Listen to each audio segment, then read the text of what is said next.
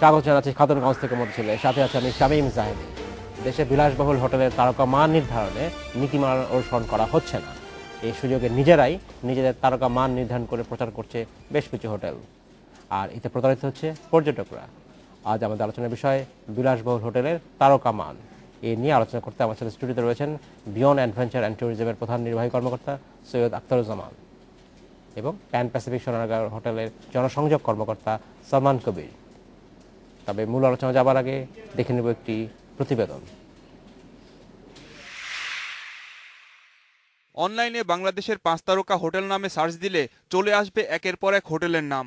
এর মধ্যে যেমন পাওয়া যায় নামি দামি আন্তর্জাতিক হোটেলের ব্র্যান্ড, আবার নিজেদেরকে 5 তারকা দাবি করে এমন অনেক ছোট হোটেলের নামও চলে আসে।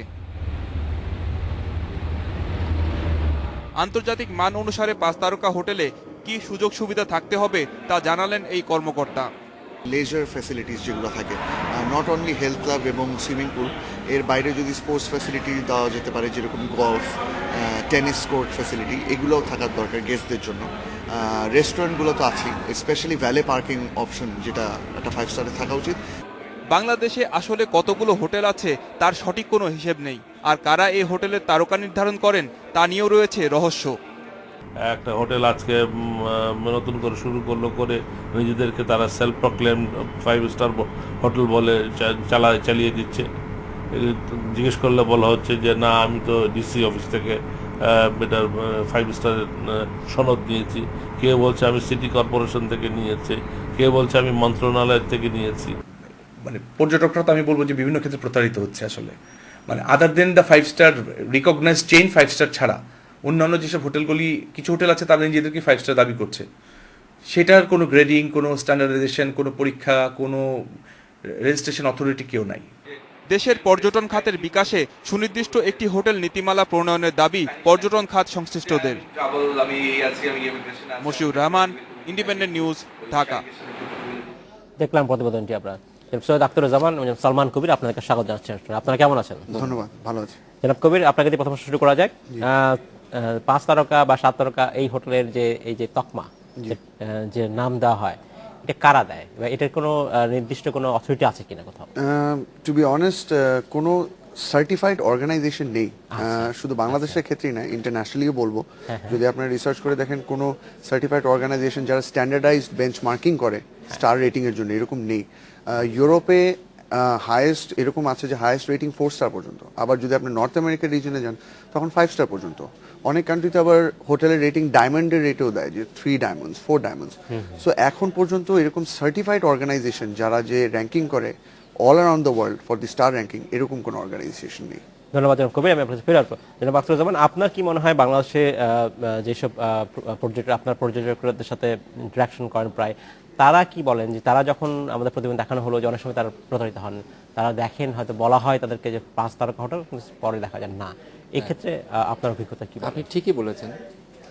যখন ট্যুরিস্ট আমাদের কাছে জানতে চায় যে কোন মানের হোটেলে তাদেরকে রাখা হচ্ছে, তারা একটা এক্সপেকটেশন নিয়ে ভিজুয়ালাইজ করে। যদি 5 স্টার হয় নিশ্চয়ই দেখতে এরকম হবে, 4 স্টার বা 3 স্টার হলে এরকম হবে। দুর্ভাগ্যজনকভাবে আমাদের দেশে যে প্রপার্টিগুলো রয়েছে, এগুলো যদিও তারা বলেন বিভিন্ন স্টার ক্যাটাগরিতে ফেলে, কিন্তু আসলে প্রকৃতপক্ষে সেই মানে থাকেন না। যেগুলোর মানসম্পন্ন আমাদের তারকা হোটেল রয়েছে ঢাকাতে, সেগুলো নিয়ে আমাদের খুব একটা প্রবলেম হয় না, তারা কাছাকাছি জায়গাতে মিট করেন। কিন্তু যেগুলো আসলেই অখ্যাত এবং ওই স্ট্যান্ডার্ডের ধারে কাছেও ওনারা থাকেন না, সেখানে আমাদেরকে সত্যিকার অর্থে এই সমস্যা দূর করার জন্য ছবি তুলেও পাঠাতে হয়। সো যে কারণে আসলে ক্লাসিফিকেশন করা, তার কোনো ব্যবহার সেখানে নেই। আমরা নিজেদেরকে রক্ষার খাতিরে আমরা রুমের ছবি, আমরা লবির ছবি, প্রেমিসিসটা কোথায় অবস্থিত তার অবস্থানের ছবি, কেমন ধরনের চওড়া রাস্তার পাশে, এগুলো তুলে পাঠিয়ে ইনশিওর করে নিয়ে আসি। কারণ একজন ট্যুরিস্ট এসে যদি অসন্তুষ্ট হন, আমার যে বিজনেসের ক্ষতিও তাই নয়, দেশের রেপুটেশন, ফিরে গিয়ে বন্ধুদের সাথে গল্প করবেন, সেখানেও আমাদের দেশের রেপুটেশন অস্তিত্বের মুখে পড়ে। আচ্ছা, ধন্যবাদ। আমি আপনাকে ফিরে আসবো। কবির, আপনি একটি নাম করার প্রতিষ্ঠানে কাজ করেন, যেটা প্যান প্যাসিফিক ব্র্যান্ড হিসেবে এটা ওয়ার্ল্ড ওয়াইড পরিচিত। এখন এই জাতীয় যেসব ব্র্যান্ড হোটেল ব্যবসা করছে, তাদের স্ট্যান্ডার্ড কি? আপনাদের নিজস্ব স্ট্যান্ডার্ড কি? সাধারণত আপনাদের যে চেইন আছে সেগুলোতে স্ট্যান্ডার্ড কি? কোনটা হলে আপনারা তাকে 5 তারকা হোটেল বলবেন? 5 তারকার র্যাঙ্কিং এর ক্ষেত্রে যেটা আমি বলবো, যে সবচেয়ে ক্রুশাল যে পয়েন্টটা ট্যুরিস্টের সাইকোলজিক্যালি থিঙ্কিং এ কাজ করে, সেটা হলো গিয়ে চেইন ব্র্যান্ড ফ্র্যাঞ্চাইজটা। যখনই একটা ট্যুরিস্ট বাইরে থেকে যখনই ইনকোয়ার করে যে আমি বাংলাদেশে যাচ্ছি, তো আমি রিসার্চ করে দেখি কি কি হোটেল আছে, তখন হোটেলের যে চেইন ব্র্যান্ডটা, ফর এক্সাম্পল আমার কেসে যেটা বলবো প্যান প্যাসিফিক, আরও হোটেল আছে স্টারউডের যেরকম western, Radisson, blue water garden, automatically তখন এটা কাজ করে যে this is a 5 star, because এটা একটা chain brand all through out the world যেটা 5 স্টার র্যাঙ্কিং মেনটেন করে। এর বাইরে আমি বলবো 5 স্টার র্যাঙ্কিংটা অ্যাকচুয়ালি ডিপেন্ড করে not only on the basis of the chain, but আরও কিছু আছে। For example rooms, furnish rooms, তো এটা অবভিয়াস একটা কোর সার্ভিস যেটা থাকতেই হবে, অ্যালং উইথ মাল্টিপল রেস্টুরেন্টস যেটা আপনারা সার্ভ করেন গেস্টদের জন্য। এখানেই আমার কিন্তু 3টা স্টার বলতে গেলে চলে আসে। আরও 2টা স্টারের যদি আমি বলতে যাই, ধরেন একটা 5 স্টারের জন্য valley parking is very important, যেখানে আপনার ভ্যালে পার্কিং এর অপশন থাকে, এবং তার সাথে ফিটনেস সেন্টার এবং health club facilities, recreational facilities, এগুলো মেজর পয়েন্টস যেগুলো আপনার একটা 5 স্টার র্যাঙ্কিংকে বেঞ্চমার্ক করে। কিন্তু আপনি যখন এগুলো কম্পেয়ার করবেন 3 স্টারের সাথে, তখন কিন্তু এগুলো পাচ্ছেন না। 3 স্টারে হয়তো বা কোর সার্ভিসগুলো আপনাকে দিবে, যেটা হলো গিয়ে আপনার ফার্নিশ রুম আছে, বেড অ্যান্ড ব্রেকফাস্ট আছে, কিন্তু parking facilities, recreational facilities, fitness centre, swimming pool, এগুলো হয়তো বা থাকবে না। এই ক্ষেত্রে আমরা বলবো যে 5 স্টারের র্যাঙ্কিং কিন্তু শুধু একটা ভেরিয়েবলের ক্ষেত্রে না, যেটা হয়তো বা আপনি ministry of civil aviation and ট্যুরিজমের ওয়েবসাইটে গেলে আই এম শিওর আক্তার ভাইও বলতে পারবেন, ওনাদের ওয়েবসাইটে ক্লাসিফিকেশনটা দেওয়া হলো যে based on the number of rooms, যদি 250-এর উপরে রুম থাকে তাহলে হয়তো বা 5 স্টার, 200 থেকে 250 রুম থাকে তাহলে 4 স্টার, কিন্তু সেটা জাস্ট ওয়ান ভেরিয়েবল, এটার উপরে বেস করে 5 স্টার বলা যাবে না। ধন্যবাদ সালমান কবির, আমি ফিরে আসবো জনাব আখতারুজ্জামান। আপনি বলছিলেন যে যেটা কবিরও বলছিলেন যে কোনো স্ট্যান্ডার্ড প্র্যাকটিস নাই দেশে, কোনো গ্রেডিং নাই, কিন্তু আমাদের যারা আপনারা ট্যুর অপারেটর রয়েছেন, তাদের নিজেরা থেকে কি কোনো র্যাঙ্কিং করতে পারেন কিনা, বা যেটা বছরে বছর করা যায়, এই জাতীয় কোনো উদ্যোগ নেওয়া যায় কিনা? আমি একটা জিনিস একটু অ্যাড করে নিচ্ছি সাথে, সালমান ভাই ঠিকই বলেছেন। দেখেন, অনেক জায়গাতে এর ভিতরেও ভাগ আছে, যেমন নাম্বার অফ রুম বা ধরেন ভ্যালে পার্কিং, এগুলো থাকা সত্ত্বেও তার স্পেস ইজ অলসো ইম্পর্টেন্ট, তার সাইজ কত, প্রেমিসিসটা কেমন। অ্যাবসলিউটলি, লবির যে জায়গাটা, হ্যাঁ লবি ঠিকই আছে, is it really educate lobby, রুমের যে ফার্নিশিং আছে, is it really meet the psychology of the customer guest, এই জায়গাগুলোতে কিন্তু অনেক ফাঁক রয়ে গেছে। ফলে এটাকে আসলে নিয়ন্ত্রণ করার যে অথরিটি, সেটা না থাকার কারণেই কিন্তু এই ঘটনাগুলো ঘটছে। আজকে যদি আমরা বলি যে হ্যাঁ, পর্যটন মন্ত্রণালয় বা আরও যে অথরিটিগুলো আছে সেখানে এগিয়ে আসা উচিত। আপনি পার্শ্ববর্তী দেশ ইন্ডিয়ার কথা দেখেন, সেখানে কি করে হয়, এগুলো আছে, কিন্তু এমন না যে নেই কোথাও, আমরা জাস্ট ফলো করলেই পারি, এমনকি নতুন করে আবিষ্কার করতে হবে তা কিন্তু না। যেমন ইন্ডিয়াতে আপনার hotel and restaurant approval and classification committee বলে একটা কমিটি আছে। সেই কমিটির যে বডিটা, এটা কিন্তু ট্যুরিজম কাউন্সিল, ট্যুরিজম বোর্ড, তারপরে মিনিস্ট্রি, এরকম ডিফারেন্ট অথরিটিগুলোকে একসাথে নিয়ে কমিটিকে তৈরি করা হয়, এবং সেই কমিটির সদস্যরা শুধুমাত্র পদবলের সদস্য না, জ্ঞান বলের সদস্য, দেয়ার এক্সপার্ট। আচ্ছা, সো এটা কিন্তু আমাদের দেশে খুব দরকার, যে অ্যাটলিস্ট একটা বডি থাকবে হুইচ ইজ কার্যকরী বডি। বডি থাকাটা খুব ইম্পর্টেন্ট না, একটা কার্যকরী বডি থাকা দরকার। এখন দেখেন, আপনি বলতেই পারেন যে আমরা ট্যুরিস্ট, যারা ট্যুরিজম ব্যবসাতে আছে আমরা সাফারার, বাট ডাজ ইট মিন যে যারা সাফারার তারাই শুধু সমাধান করবে? না, এটা তো আমাদের একটা, না ঠিক আছে, এটা আপনি ভালো বলেছেন, কিন্তু তারপরেও করছি যারা আপনার অপারেটর রয়েছেন তাদের কি কোনো র্যাঙ্কিং এর কথা? আমরা যেটা করছি আসলে, আমরা কাস্টমারদেরকে আসলে তার পার্সপেক্টিভ মিট করার জন্য আমরা একটা স্ট্যান্ডার্ড অনেক সময় বলি। যেমন ধরেন, আমাদের অনেক কাস্টমার আছে যারা রিপিটেড কাস্টমার, তখন বলি যে আপনি যে হোটেলে ছিলেন সেই হোটেলের স্ট্যান্ডার্ডে, অর্থাৎ তাকে ভিজুয়ালাইজ করানোর জন্য নানাভাবে চেষ্টা করি, বা ছবি পাঠিয়ে থাকে, একটু কি বলছিলাম আপনাকে, ছবি পাঠিয়ে থাকে, বোঝানো হয় যে আসলে এরকমের আছে। কিন্তু এই প্রবলেমগুলো হয় না যেগুলো একটু আগে সালমান ভাই বলছিলেন, যারা অলরেডি নাম করা তারকা হোটেল, যারা ব্র্যান্ড, তাদের কথা হয়তো লাগছে, কিন্তু এখানে তো আমাদের অজস্র হোটেল আছে, শত শত হোটেল আছে যেগুলো নাম করা না, আচ্ছা, কিন্তু যেগুলো প্রপার্টি, কিন্তু তারা যে মানদণ্ডে নিজেদেরকে রাখছেন আসলে সেই মানদণ্ডে মিট করে না। সো আমরা নিজেরা একটা পদ্ধতি বের করে নিয়েছি যাতে অ্যাটলিস্ট কাস্টমাররা হ্যাপি থাকে, but this is not the proper way to sell property. ঠিক আছে, ধন্যবাদ জনাব আখতারুজ্জামান। আমাদের সময় হয়েছে বিরতিতে যাবার, ফিরে এসে আবার কথা বলবো। সময় হলো একটি বিরতিতে যাবার, ফিরছি শীঘ্রই, সাথেই থাকবেন।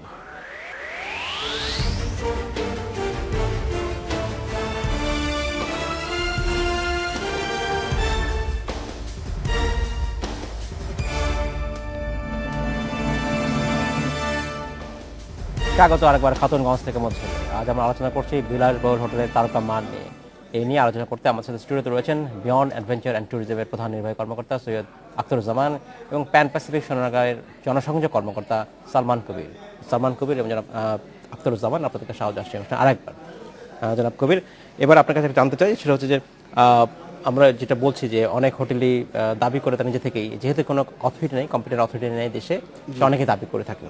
এক্ষেত্রে সাধারণত ইন্টারন্যাশনাল চেইন যে হোটেলগুলো রয়েছে তাদের বিষয়ে হয়তো এই মুহূর্তে কোনো বিতর্ক নেই, কিন্তু তারা আসলে কি আপনি বলবেন যে তারা কি প্রক্রিয়াতে হোটেলগুলো তৈরি করে, তারা আসলে কী ধরনের সার্ভে করে, একটা হোটেলের মান নির্ধারণ করে, তারা যে প্রক্রিয়া অনুসরণ করে, সেগুলো কি আসলে আমাদের অন্যান্য যে হোটেলগুলো নিয়ে কথা হচ্ছে তারা কি কিছুটা করে কিনা? যখন ইন্টারন্যাশনাল ফ্র্যাঞ্চাইজ কোথাও একটা হোটেল করতে আসে, Right. এটা তাদের জন্য একটা ভেরি বিগ ফ্যাক্টর যে ওখানে অ্যাকচুয়ালি আমার 5 তারকার মেনটেনেন্সটা আমি মেনটেন করতে পারবো না কিনা। যদি না পারি তাহলে দে ডোন্ট ইনভেস্ট। তাদের এমন কোনো নেই যে বিজনেসের জন্যই হ্যাঁ বাংলাদেশে অনেক পর্যটকের পরিমাণ বাড়ছে so let's do a hotel দের, না, নট নেসেসারিলি। তাদের স্ট্যান্ডার্ড মেনটেন করা খুব ইম্পর্টেন্ট। আমার হিসাবে লোকেশন, তারপরে আমার ফিসিবিলিটি, যে আমার কত বড় ওয়াইড এরিয়া নিয়ে আমি করতে পারছি। হোটেল মানে এই নেই যে আমি একটা বিল্ডিং 20-30 তালা করে দিলাম লম্বা করে, অ্যাভেলেবল রুমস 250 রুপে করে দিলাম, নট নেসেসারি। সো এখানে অনেক ক্রাইটেরিয়া আছে, লোকেশন আছে, সাউন্ড পলিউশন। আমি বলবো 5 তারকা হোটেলের জন্য noise pollution is a big factor, because আপনার হোটেলে গেস্ট থাকবে, যদি এমন একটা লোকেশন আপনি করেন হোটেলটা যেখানে আপনার অনেক নয়েজ হয়, they won't invest over that. So এই অনেক ক্রাইটেরিয়া ফুলফিল করার পরে যদি তারা দেখে যে হ্যাঁ ইট ইজ ফিজিবল যে এখানে করা যায় আমার 5 তারকা হোটেলের ফ্র্যাঞ্চাইজটা, তাহলেই করবে, না হলে তারা করে না। ধন্যবাদ। জনাব আখরুজ্জামান, আমরা রিপোর্টে বলছিলাম যে নীতিমালার অভাব রয়েছে। এই নীতিমালা কি তৈরি করার কাজ আগাচ্ছে? আপনারা তো স্টেক হোল্ডার, জানেন কিনা কিছু? সত্যি কথা বলতে এই নীতিমালার অগ্রগতি সম্পর্কে আমাদের কোনো ধারণা নেই যে নীতিমালা কোন অবস্থায় আছে, কতটুকু এগুচ্ছে, কোথায় পরিস্থিতি আছে দীর্ঘদিন ধরে। এটা শুধুমাত্র এই কথা নয়। আমি আপনার সাথে একটা অভিজ্ঞতা শেয়ার করতে চাই। পশ্চিমবঙ্গ পর্যটন মন্ত্রণালয়ের একটা অ্যাক্টিভিটির সাথে একটা সময় আমার একটা এক্সপিরিয়েন্স হয়েছিল, যে শুধুমাত্র যে একটা প্রপার্টির ক্লাসিফিকেশনের ক্ষেত্রে যে এটা কোন স্তরে, শুধু তাই না, ওটা হওয়ার আগে এখানে এই ধরনের প্রপার্টি হতে পারে কি না, সেখান থেকেই আসলে এই নীতির প্রয়োগ শুরু। যে এখানে একটা হোটেল হওয়া আসলেই দরকার কিনা, যদি হয় কোন মানের হতে পারে। সুতরাং যখন একটা অ্যাপ্রুভাল দেওয়া হয়, পারমিশন দেওয়া হয়, সে ডিসি অফিস থেকেই দেওয়া হোক আর কোনো মন্ত্রণালয় থেকেই দেওয়া হোক না কেন, শুরুর প্রশ্নটাই কিন্তু এইখানে। আচ্ছা। সো অন্যান্য জায়গাতে দুই ধরনের ক্লাসিফিকেশন দেওয়া হয়, একটা হচ্ছে অনগোয়িং প্রপার্টি, একটা হচ্ছে রানিং প্রপার্টি, দুই ধরনের। ইভেন একই সাথে একবার ক্লাসিফিকেশন দেওয়া হয়ে গেলে কিন্তু তার এক্সপায়ার ডেট থাকে। আপনি একজনকে একবার 5 স্টার বললেন, ইট ডাজন্ট মিন যে ওর পৃথিবীতে যতদিন অবস্থান করবে ততদিন এটা 5 স্টার, নো, নেভার। এটার একটা মেয়াদ বছরের একটা নির্দিষ্ট সময় পর পর সেই মানদণ্ড আবার যাচাই করতে হবে যে সে সেই স্ট্যান্ডার্ডে এখনো অবস্থান করে কিনা। আচ্ছা। তো আমাদের দেশে সেটা তো নেই, বরঞ্চ ক্লাসিফিকেশনটা তদারক করার জায়গা থেকেও কিন্তু কি নেই। আমাদের দেশে যত হোটেল হচ্ছে, যেগুলো তারকা হোটেল বলছি, সেগুলো সবই ম্যানেজমেন্টটা বিদেশি ম্যানেজমেন্ট করা হচ্ছে, দেশি ম্যানেজমেন্ট আমরা কখনো দেখছি না। আর কি আমাদের জনবলের ঘাটতি রয়েছে বলে মনে হয় আপনার? ঘাটতি বলবো না, বিকজ যেটা বললাম যে সাইকোলজিক্যালি কিন্তু যদি আমি ফরেন টুরিস্টের কথা ভেবে থাকি, তারা কিন্তু ফ্র্যাঞ্চাইজের দিকে বেশি তাদের মেন্টালিটিটা, তারা বেশি রিস্ক নিতে চায় না, জানে যে ব্র্যান্ড ভালো জিনিস, তারা চলে আসে। কারণ তারা, আপনি ধরেই নিতে পারেন যদি যারা আসছে এখানে, they are travelling all around the world, তারা এরকম ফ্র্যাঞ্চাইজ হোটেলে সব জায়গায় থেকে থাকে। সো তখন সাইকোলজিক্যালি সে যদি অন্য দেশে এই হোটেলটা থেকে থাকে, ওই হোটেলের সেম ব্র্যান্ড যদি আমার দেশে থাকে, তখন ওইটাই প্রেফার করবে, rather than a local hotel যে বলতেছে, ক্লেম করছে যে আমি একটা 5 স্টার, তার উপরে কিন্তু কনফিডেন্সটা বেশি আসবে না যতটা আমার ফ্র্যাঞ্চাইজের উপরে আসবে। সো এর জন্য বিদেশি ম্যানেজমেন্ট আমরা বেশি দেখে থাকি বাংলাদেশের ক্ষেত্রে। একই প্রশ্ন আমি সেটা বলতে চাচ্ছিলাম যে আপনি দেখবেন বারবার এই সাইকোলজিক্যাল প্রশ্নটা কিন্তু উঠে আসে, এবং এটা ঠিকই একসময় বাংলাদেশের সিভিল এভিয়েশন এবং পর্যটন মিনিস্ট্রির তরফ থেকে একটা নীতিমালা ছিল, একটা গাইডলাইন বলবো, নীতিমালা না, যে হ্যাঁ নাম্বার অফ রুমের উপরে ভিত্তি করে। এবং এটা কিন্তু বাংলাদেশে এখন, এটা শুরুতে অনেক আগে এটা একটা ওয়ে ছিল, কিন্তু এখন সেখান থেকে দৃশ্যগত জায়গা থেকে মডার্ন ট্যুরিজম অদৃশ্যগত জায়গাতে চলে যাচ্ছে। যখন আপনি একটা ডেস্টিনেশনের কথা একসময় বলে আমরা ডেস্টিনেশনকে প্রমোট করতাম, এখন কিন্তু তার ঐতিহ্য দেখা যায় না চোখে, ইতিহাস চোখে দেখা যায় না, উৎসবের রং চোখে দেখা যায় না, সেই দিকে কিন্তু এখন আধুনিক ট্যুরিজম প্রমোটেড হচ্ছে।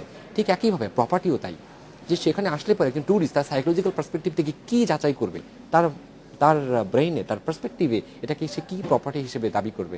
তো it is not only the number of rooms, it is not only the number of dishes, it is not only the number of amusement or facilities you are providing, but তার কাস্টমারদের perspective থেকে তার মানদণ্ড কোথায়, which is very important, right?